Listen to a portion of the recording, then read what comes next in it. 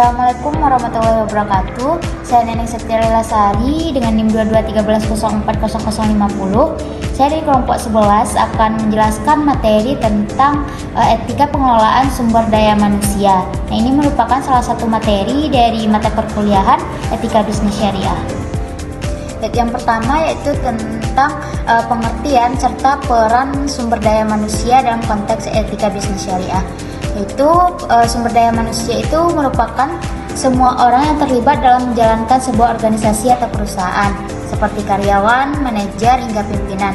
Nah, sumber daya manusia ini sangat penting karena mereka yang menjalankan semua aktivitas bisnis agar tujuan perusahaan itu bisa tercapai.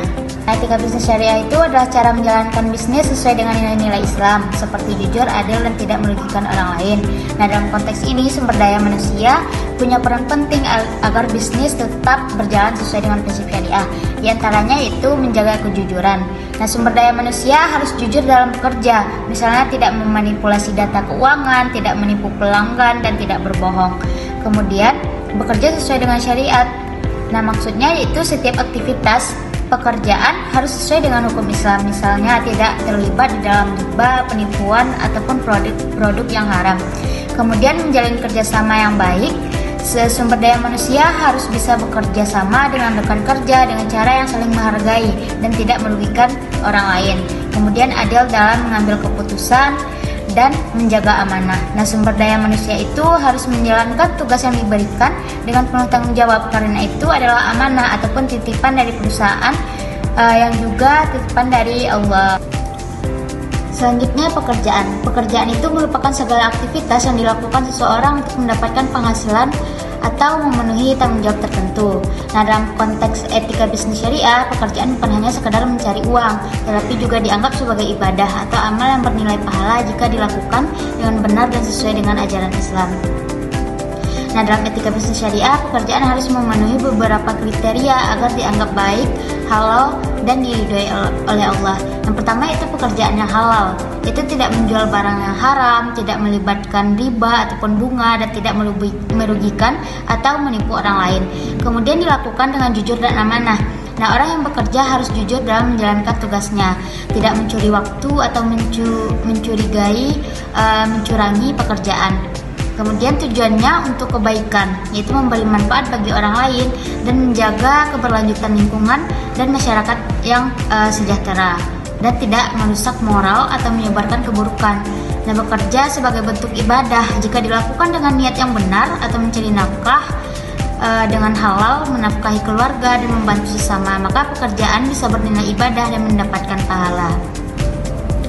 Baik, selanjutnya yaitu tentang tanggung jawab, pendelegasian wewenang, prestasi, potensi, serta kepemimpinan. Nah, kita mulai terlebih dahulu dari tanggung jawab.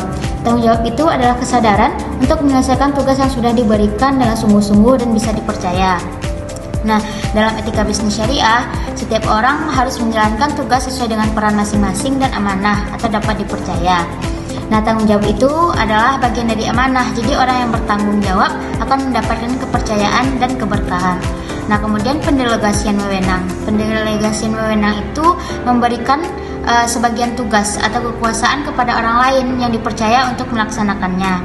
Nah, dalam bisnis syariah, pemimpin harus bisa mendelegasikan tugas kepada bawahannya, tetapi tetap mengawasi dan bertanggung jawab atas hasil akhirnya.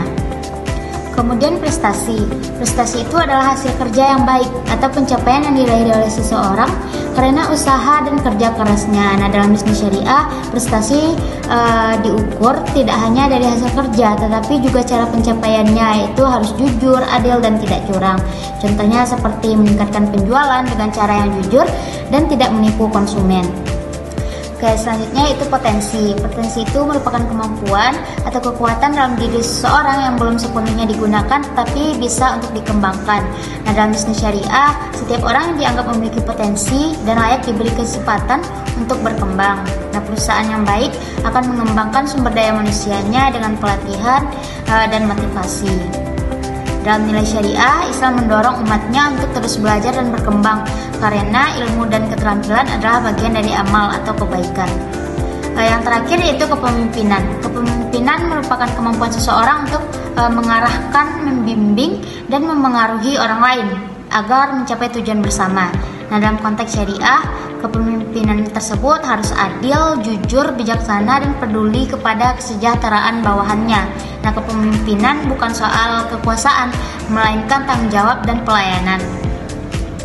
Nah, Rasulullah SAW bersabda, setiap kalian adalah pemimpin, dan setiap pemimpin akan dimintai pertanggungjawaban atas yang dipimpinnya. Jadi kesimpulan sederhananya yaitu tanggung jawab itu merupakan menjalankan tugas dengan amanah, sedangkan pendelegasian wewenang itu merupakan memberi tugas kepada orang lain dengan bijak, dan prestasi itu pencapaian yang diraih dengan cara yang halal. Kemudian potensi, kemampuan yang perlu dikembangkan, dan kepemimpinan itu adalah memimpin dengan adil dan bertanggung jawab. Baik, sekian materi dari saya ucapkan terima kasih. Wabillahi taufiq wal hidayah. Wassalamualaikum warahmatullahi wabarakatuh.